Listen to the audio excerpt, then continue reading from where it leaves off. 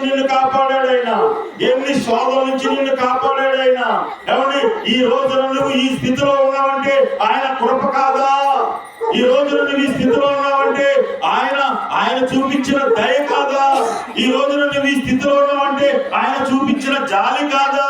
నువ్వు ఈ రోజున ఈ స్థితిలో ఉన్నావంటే ఆయన చూపించిన ప్రేమ కాదా? ఏది కాదనగలవు దేవుని బిడ్డ? కనుక ఈ రాత్రికాల సమయంలో దేవుడు నీతో నాతో మాట్లాడుతున్నాడు. ఆయన చేసిన మేలులను మనం జ్ఞాపకం చేసుకున్నాడు.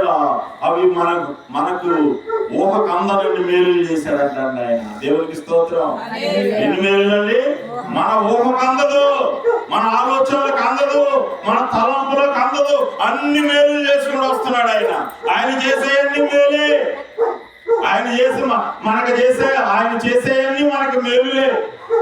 కాబట్టి ఆయన చేసిన మేలులను బట్టి ఆయన సన్నిధిలో ఈ నూతన సంవత్సరంలో అడుగు పెట్టేటప్పుడు నీ జీవితాన్ని దిద్దుబాటు చేసుకోమంటున్నాడు దేవుడు. దేవునికి స్తోత్రం. హల్లెలూయా. రెండవది